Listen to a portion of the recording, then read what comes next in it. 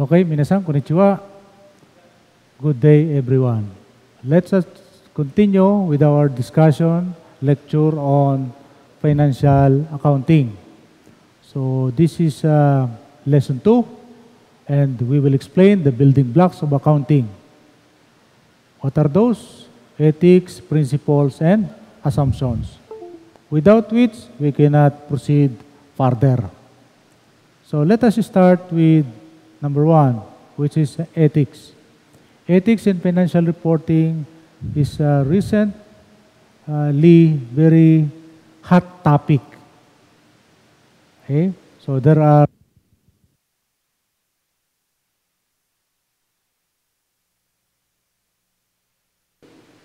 Okay, let us continue.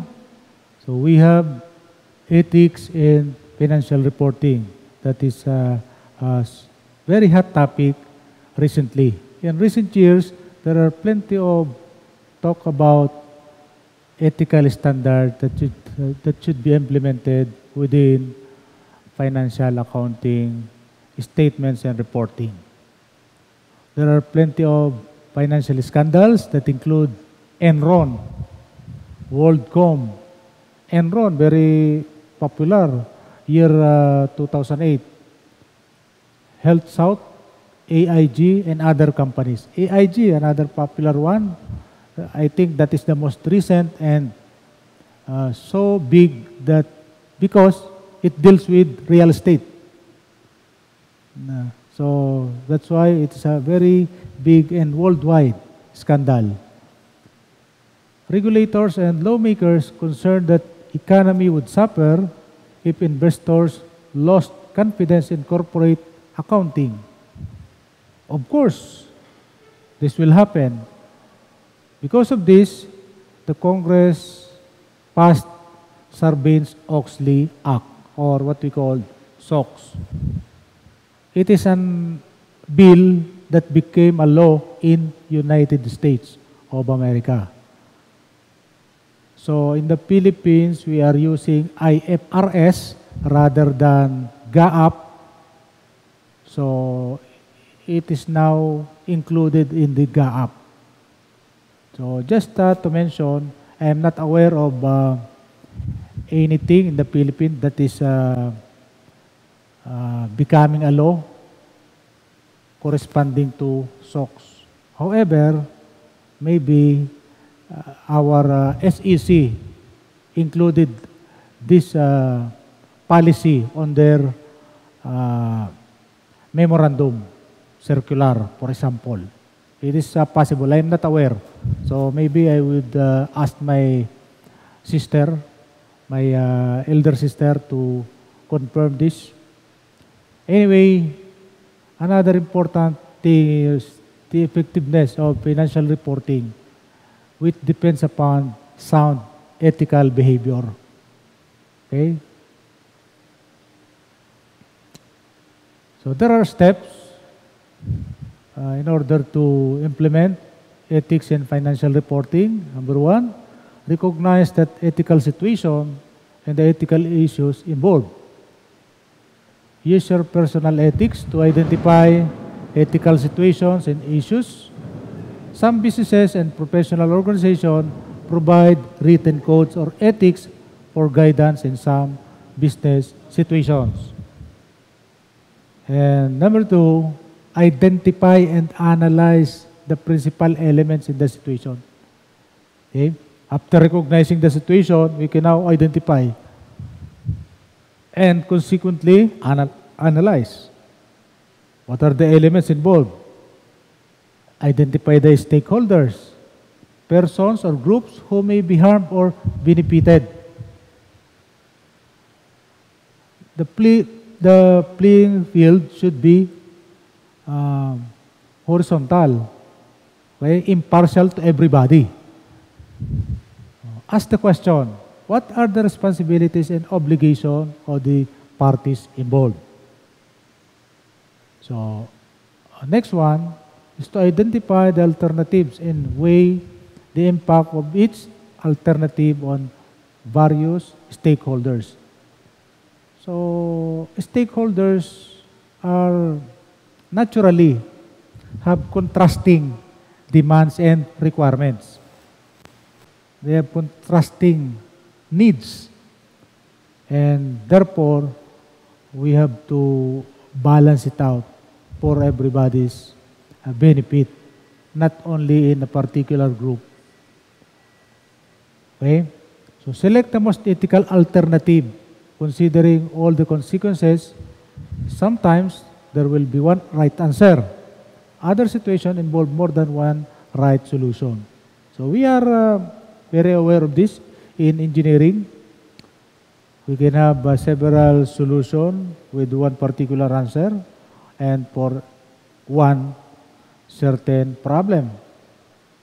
These situations require an evaluation of each and selection of the best alternative. So list down all of these alternatives and pick the most appropriate one. Ethics and financial reporting ask this question. Ethics are standards of conduct by which one's actions are judged. Letter A, right or wrong. Letter B, honest or dishonest. Letter C, fair or not fair. And letter D, all of these options. What do you think is the correct answer? Select A, B, C, or D. You can pause if you need more time. By the way, let us continue. The answer is all of this. Okay?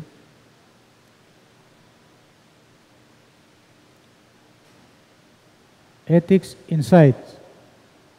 Dewey and Libo LLP is a company. This is a company. Okay? And I will give it to you as your assigned work. Please read this out and answer the question at the bottom of the page. The question to be answered is, why did these employees lie? And what do you believe should be their penalty for these lies? Okay? So, there is a hint, an answer, but you can do it on your own. So please do so and learn more and be confident in yourself. So please read and answer this question. Your answers must be put as a remark on the comment box below. So please write down your comments or answer below in the comment box section. Okay. What is GAAP? This is, again, another important building block of financial accounting. Take note. I will repeat. Philippines is following IFRS rather than GAAP. They are almost the same, but there are certain elements that are different from each other. GAAP need for financial information. Of course, everybody wants to know because information is power. Information is actually equivalent to money. Various users need financial information. From what? Financial accounting will create this following information. Financial statements, balance sheet, income statement, statement of stockholders' equity, statement of cash flow. Note disclosure. Very important. Note disclosure. These are some conclusion, remarks, analysis of the accountant. Okay? The accounting profession has developed standards that are generally accepted and universally practiced. However, there are countries who practice GAAP. This emanates from United States and some other countries. However, most of the countries uses IFRS rather than GAAP. Okay, so what is the standard setting bodies for GAAP. These are the standard setting bodies for GAAP. FASB, which is the Financial Accounting Standards Board. SEC, the Securities and Exchange Commission. We also have the same in the Philippines with the same name. International Accounting Standards Board, or IASB. International note, over 115 countries are using international standards called IFRS. 115. So there are only 180 something countries in the world, and 115 uses IFRS. Imagine that. So there are only few countries who uses GAAP. For example, all companies in the European Union follow IFRS. The differences between US and IFRS are not generally significant. Although there are differences, they are not significant. Okay? Again, another assignment for you. Please read this international insight. Okay, I will read international insight and please answer the question. Okay? The Korean discount. If you think that accounting standards don't matter, consider recent events in South Korea. For many years, international investors complained that the financial reports of South Korean companies were inadequate and inaccurate. Accounting practices there often resulted in huge differences between stated revenues and actual revenues. Because investors did not have faith in the accuracy of the numbers, they were unwilling to pay as much for the shares of these companies relative to shares of comparable companies in different countries. This difference in share price was often referred to as the Korean discount. Okay? Even though, for example, the same name, branch 1, branch 2, they are not willing to put in the same amount of money if the company is Korean branch. That is the Korean discount. In response, Korean regulators decided that companies would have to comply with international accounting standards. This change was motivated by a desire to make the country's businesses more transparent in order to build investor confidence and spur economic growth. Many other Asian countries, including China, India, Japan, and Hong Kong, have also decided either to adopt IFRS to create standards that are based on international acceptability. Okay, question. Please make an answer and put your answer below comment box. Okay. What is meant by phrase, make the country's businesses more transparent? Another question. Why would increasing transparency spur economic growth? There is a hint. Go to Wiley Plus for this answer and additional question. Okay, let's go on. Measurement principles. There are two principles. Historical cost and fair value. It is very easy to understand. Historical cost or cost principle dictates that companies record assets at their cost. Okay? While fair value principle states that assets and liabilities should be reported at fair value. What's the difference of cost value to fair value? Cost value is the value that you paid in order to acquire the property. And fair value is the current value now, today. What is the current value of that property today? That is the fair value. Okay? The price received to sell an asset or settle liability. That is the price you will receive if you offer that property for sale today, or somebody would like offer to buy that property today. Okay? Selection of which principle to follow generally relates to trade-offs between what? Two concepts, relevance and faithful representation. Relevance and faithful representation are two primary qualities that make accounting information useful for decision making. What are those? Let us make an explanation further or deeper. Faithful representation is the actual amount. So it could be, as much as possible, it must be based on receipt or documentary paper. For example, you buy a house and lot, there is a document. In document, you have what? Legal document that should be issued for the transfer of property into your name. And that sale, okay, deed of absolute sale, there must be what? The cost of the sale. So that cost is the faithful representation if you have exact amount. Okay? Relevance.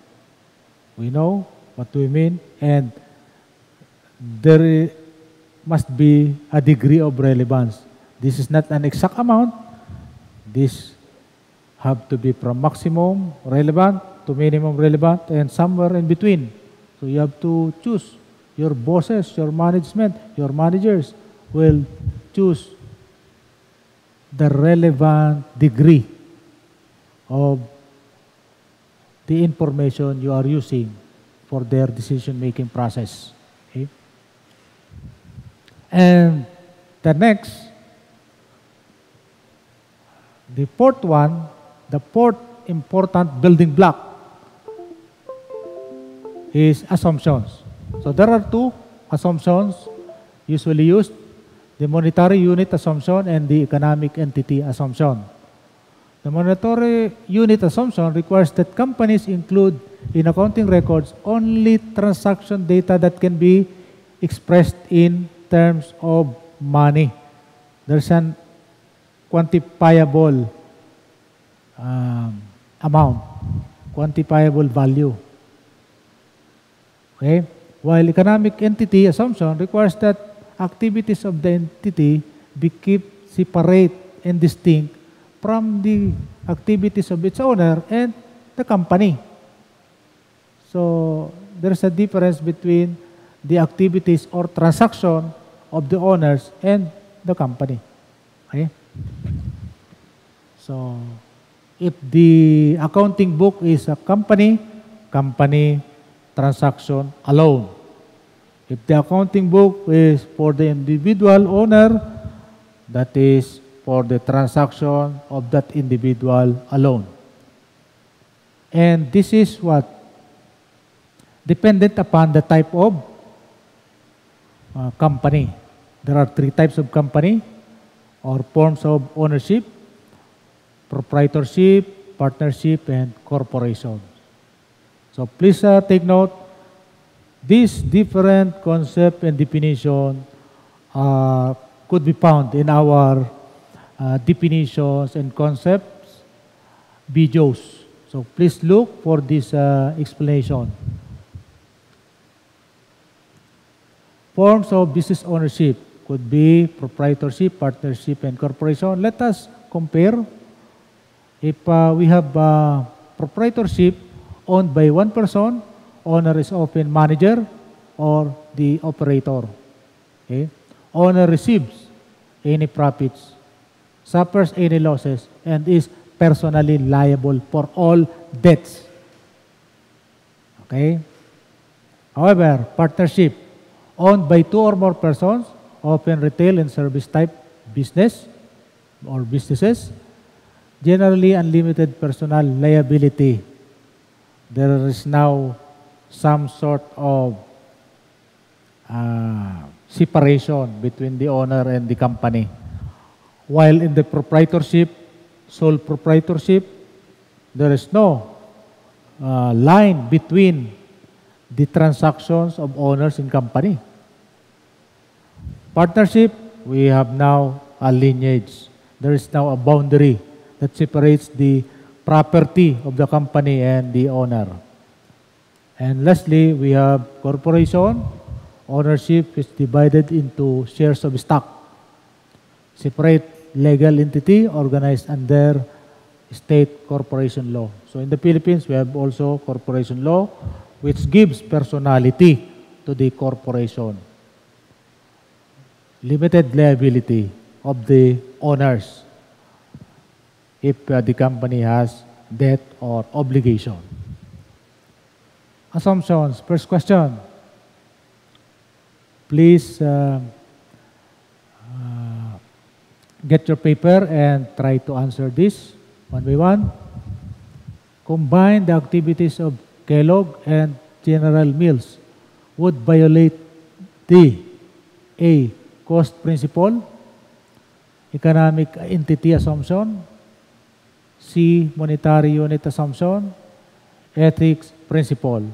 From what we have been discussing, from what we have been defining, those concepts and principle and assumptions, what can you say about the answer to this question? A, B, C, or D? I will give you opportunity to pause and select your answer.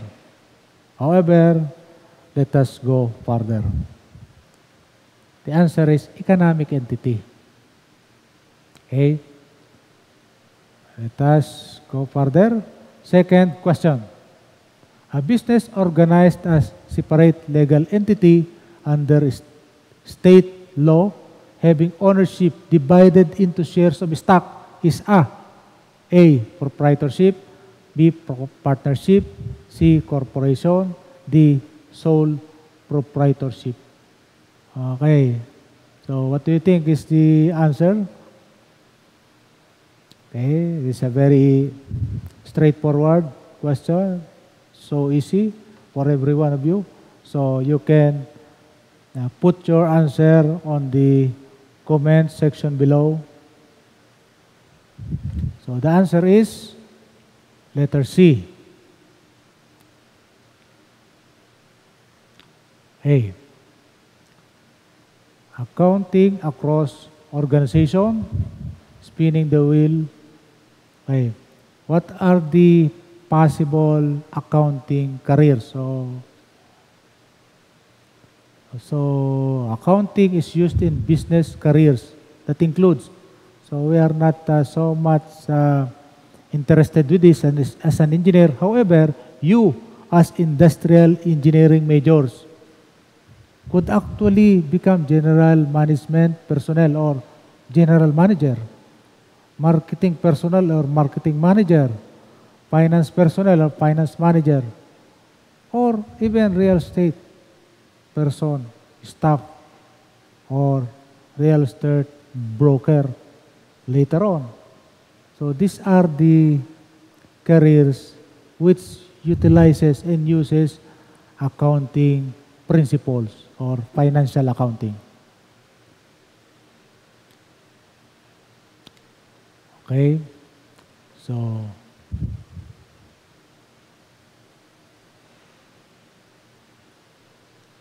do it for lesson 2. Let us talk about building blocks of accounting. There are 3 questions. Let us find if any statement of this is true or false. Number 1, Congress passed the Sarbanes-Oxley Act to reduce unethical behavior and decrease the likelihood of future corporate scandal. Is this true or false? So I will give you opportunity to pause the video. However, let us continue. Number 2, the primary accounting standard setting body in the United States is the Financial Accounting Standards Board or FASB. FASB.